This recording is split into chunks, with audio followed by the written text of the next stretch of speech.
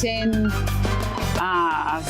6 by 8, 5 by 7 plaques. The plaques are on the outside. If you have your picture, you can carry in the picture, and we do the plaques, and within 3 days, you get back your plaque. For aspiring entrepreneurs, he emphasizes resilience and passion. You have to have the art in it. Because if you don't have the art in it, you're going to back out. My art is photography. The name, the equipment, we have them. See, you find us beside the passport office, and that's on Constance Mill Road. We are inside the Constance Mill Arcade. We are in lane A, shop 16, right at the front, and there's a sign that says Paul. You follow the sign, you'll find us. Next week, we'll truthfully give another business a TV opportunity. Until then, for Small Biz, Big Dreams, I'm Kevin Black. You don't know this other voice that Deanna present for CVM TV. Keep it locked and see it happen.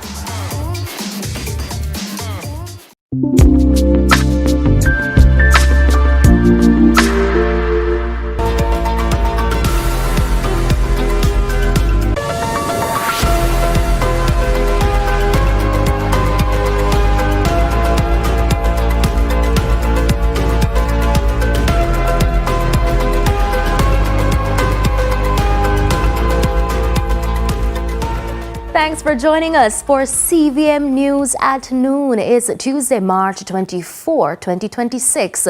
I'm Amoy Harriet. We begin with news from Manchester. Police are probing a fatal shooting following an alleged confrontation with gunmen in the Spring Grove area of Porus Monday afternoon. Reports are that lawmen were on an operation in the area after 2 o'clock when they reportedly came under fire from men traveling in a motor vehicle carrying 3 occupants. The police returned fire, and during the incident, 2 of the men reportedly fled the vehicle on foot and escaped. The third man was found suffering from gunshot wounds and was taken to hospital where he was pronounced dead. His identity has not yet been established. Now, the matter has been reported to Indicom and iProbe for further investigations. Now, a 29-year-old man is dead following a motorcycle collision along the Hartford Main Road in Westmoreland on Monday night. He has been identified as Javane Hines of Hartford District in the parish. Reports from the Whithorn police indicate that about 7:15 p.m., Hines was riding his motorcycle with a pillion when he reportedly lost control and collided with a Toyota Noah traveling in the opposite direction. Both Hines and the pillion sustained multiple head and body injuries and were rushed to hospital, where Hines succumbed to his injuries. The pillion remains admitted in serious condition. Now, investigators say the driver of the bus has been warned for prosecution as investigations continue. Meanwhile, 2 motorists are counting their blessings after a dramatic crash at the entrance to Trial Villas in Hanover on Tuesday morning. Reports from the Sandy Bay police indicate that the incident occurred about 10:30. It's understood that the driver of a Toyota motor car was traveling from Sandy Bay towards Trial and signaled his intention to turn into the Trial compound.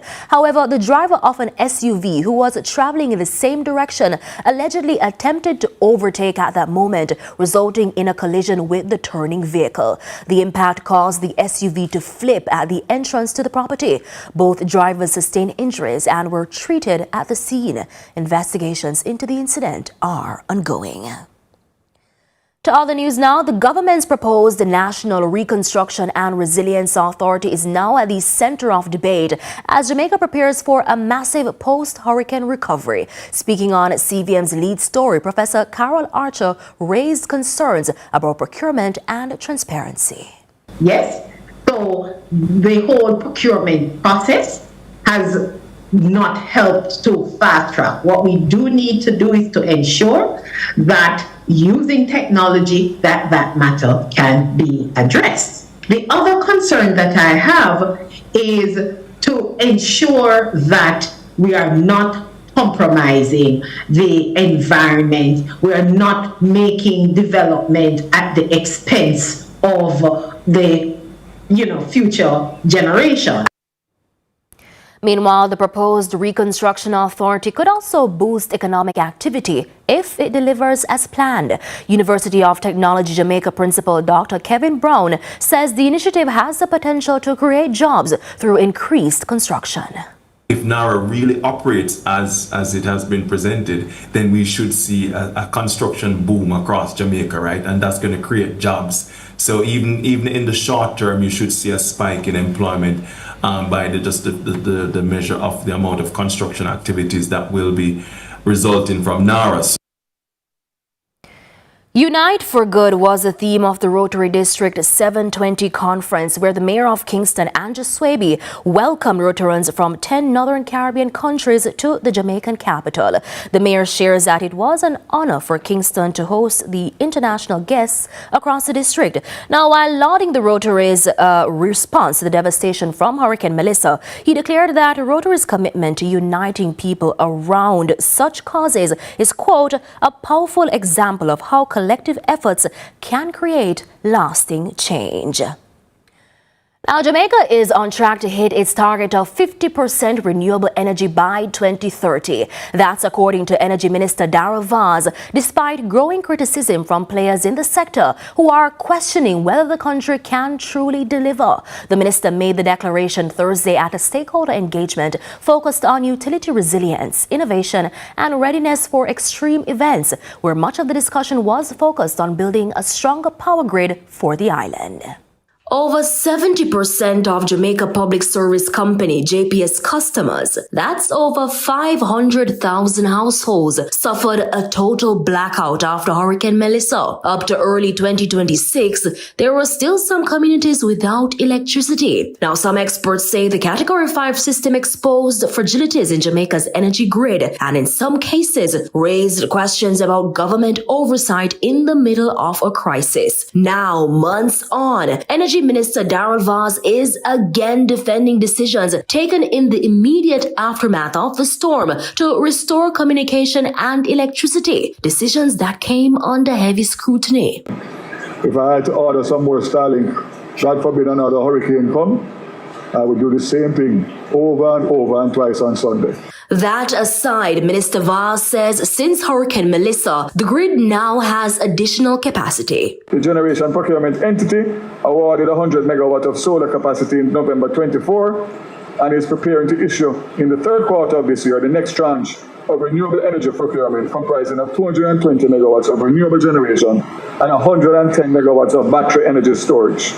This represents the largest renewable energy procurement in the Caribbean's history and will significantly advance Jamaica towards achieving 30% of its renewable energy target in the timeline. Meanwhile, Director General of the Office of Utilities Regulation, OUR, Ansett Hewitt, is urging the government to fast-track its plans for long-term financing for grid modernization. He suggests that resilience must be built not only into infrastructure, but also financial systems and regulatory frameworks.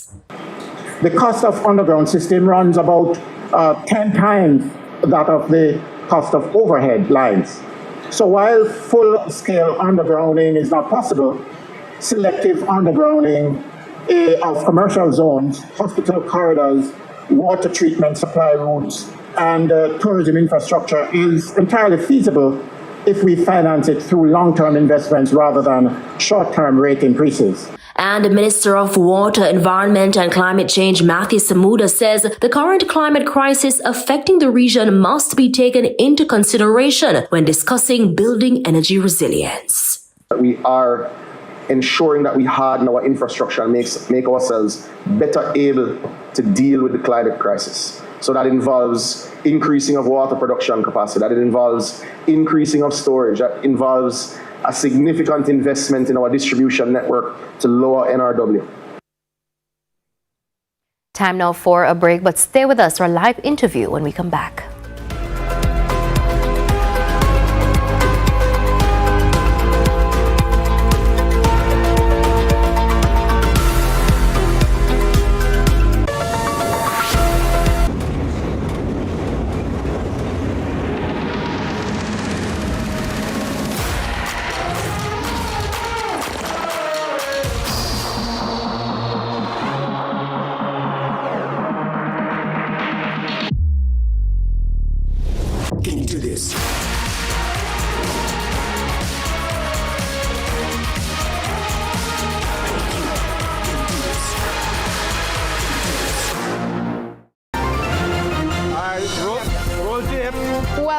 to deposit insurance in a minute.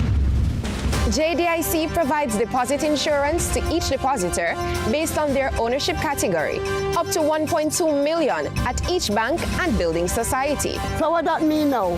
What it means is deposits in each bank are insured separately, up to $1.2 million, and deposits in different ownership categories, such as individual accounts, business accounts, joint accounts, and trust and nominee accounts, are also insured separately in each bank. So wait, if me open my account in a two different bank, the two of them cover 1.2 million each? That is it. Even if you plan for open two different categories of accounts, like one individual and one business account in the same bank, JDIC insures them separately under the deposit insurance scheme. That's how deposit insurance works. JDIC, protecting deposits for you and me.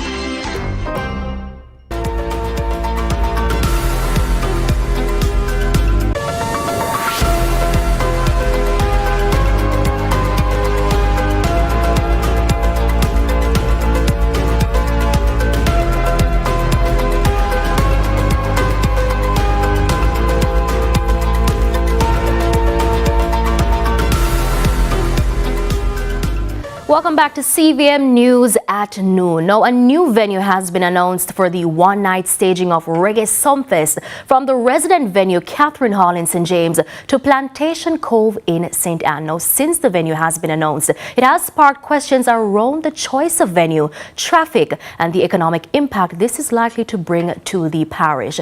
Joining us now for this conversation is the Corporate Affairs and Compliance Manager at Plantation Cove, Vonnie Coramanti Meikle.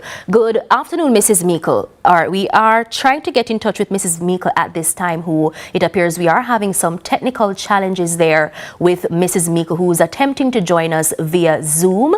But let's revisit this conversation in just a moment. But for now, let's go to news overseas, where the family of a Palestinian child in central Gaza accused Israeli soldiers of torturing the boy to get information about his father. Al Jazeera has the details.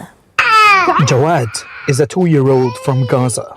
Doctors believe these burns have been caused by cigarettes and the wounds on his legs from a sharp object. Jawad was reunited with his family in Al-Maghazi refugee camp. Hours after witnesses say he and his father were detained by Israeli forces. His family says there was blood on his clothes. When we first received him, we noticed blood on his pants. His mother examined his body and saw wounds. At first, we thought it might be from shrapnel, but when we got him to the hospital, doctors confirmed these are clear signs of abuse caused by cigarettes and a sharp object. The wound on his leg has both an entrance and an exit, and now you can see his condition. On March 20th, Jawad was with his father Osama Abu Nassar in Al-Maghazi. Witnesses say they were detained shortly after approaching Israel's so-called yellow demarcation line. This is the area where Osama Abu Nassar was last seen carrying his son. Israeli forces are deployed here. We rushed to reach him, but came under fire from tanks. He was detained by Israeli troops behind that hill with his child, while ground forces fired at us to push us back. All right, let's now try to get back in touch with Mrs. Meikle, who is the Corporate Affairs and Compliance Manager at Plantation Cove. That is Vonnie Coramanti Meikle, and she will be talking to us about the change in venue of Reggae Sumfest. It usually happens in St. James at Catherine Hall, but this year, for the one-night event, it will be held at Plantation Cove in St. Anne, and this has raised some very serious questions about whether or not Plantation Cove or St. Anne in particular can handle this influx in traffic that is expected, as well as questions around the choice of venue, whether or not it is appropriate, whether or not it is not appropriate or inappropriate rather, as well as the economic impact that the event is likely to bring to St. Anne. Mrs. Meikle, are you here with us this afternoon? I am here. Can you hear me? Yes, I can hear you. Thank you so much for joining us. Now, let's just jump right into the meat of the matter, Mrs. Meikle. When you got the news that Sumfest was heading not to a venue near you, but to your actual venue at Plantation Cove, what were your initial thoughts? It don't kind of the schools at Plantation Cove is the in the modes that happening elsewhere, and we have been experiencing vicariously. Didn't see you, he became the news, and so that was meeting for about things, and it or was supporting Montego or with supporting them and Jamaica at large, specifically also creating. Mrs. Miko, we're having a bit of challenge right now hearing you clearly. I can hear you in terms of, me being able to tell that you are speaking, but I can't quite hear audibly what it is that you're saying. I'm hoping that you're able to step somewhere closer, perhaps to Wi-Fi, where we can hear you a bit clearer. But just in the meantime, since the announcement of this venue change, we saw where the public pretty much went wild in terms of the responses, with many people doubting whether or not Plantation Cove is actually ready or able to stage such an event, because it is anticipated to be one of the biggest one-night show here in Jamaica. How ready is Plantation Cove, Mrs. Miko, for an event like this, and will it be fully ready to host Sumfest, you'd say? Absolutely ready. We are a little over 128 with 40% cars. It can go to 100,000 bodies on the road, parking, for several parishes. We are really middle distance between the Kingston Airport, the Montego Bay Airport, and Boscoville, right, in our vicinity. So in terms of that readiness, having the space, the capacity, having our systems in place in terms of managing our environment, we're very much ready. What we are in the process of doing now is really syncing with the powers that be. Now that includes the police and the municipality, to ensure that there's a specific plan designed for the flow of traffic Sumfest. We already have a draft plan as we will deal with. Mrs. Miko, I heard you a while ago mention the traffic. I didn't pick up clearly what you said, but given that, usually when we have events at Plantation Cove, the traffic is usually backed up for hours, miles of traffic, and we see where we're expecting Movado and Vibes Cartel, two of the biggest acts in dancehall, to be present at this event. So therefore, whatever traffic we normally see at any other event at Plantation Cove, it will possibly be ×2 for this night. What exactly are the plans put in place by your venue to ensure or to address these traffic concerns? Right, the venue can address traffic concerns as it relates to turn inside of the venue. Have 40 cars and parking. But police is the primary partner in really feeding the traffic efficiency. And so we have the venue is have open additional ports of entry and exit from venue. Certainly, we all right. Mrs. Miko, I think we may have to call you one away, or newsroom will have to call you one away to revisit this conversation so that we can have this report for our viewers later on in CVM News at 7, because unfortunately we still are having some technical challenges with you there. But of course, we want to thank you. That is the Corporate Affairs and Compliance Manager at Plantation Cove, Vonnie Koromanti Miko. Thanks so much again, Mrs. Miko. Let's continue now with our local stories. In just over 2 hours, Finance Minister Favored Williams is set to close what has been a fiery budget debate in Gordon House. Opposition leader Mark Golding says he's not expecting much from the Finance Minister's closing presentation, as she doesn't have much room to maneuver. However, he says there are some changes he would like to see. The budget is already cast. I don't think she's in a position to recast it, and I don't think it achieves the economic objectives that are necessary at this time. I would like to see her fix a couple of things if possible, including the way in which the Environmental Protection Levy has been designed, which I think is flawed and puts local manufacturers at a disadvantage relative to importers. Meanwhile, Mr. Golding says he's not satisfied with the current state of the medicinal ganja industry. The opposition says the sector should be much more developed than it is now. The government has shown an ineptness. They do not manage regulatory frameworks and legislative developments in a timely manner. The interim regulations that were put in place, which we drafted, should have been reviewed. Adjustments should be made because the licensees in the industry have a lot of complaints about the way in which the industry is functioning. Let's head now to a break. Sports is next.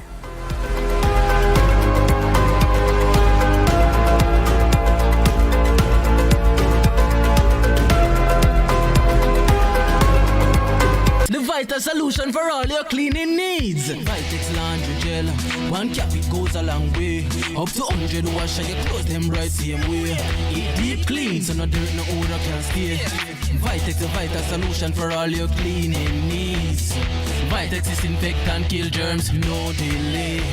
Vitex dishwashing liquid with dirt and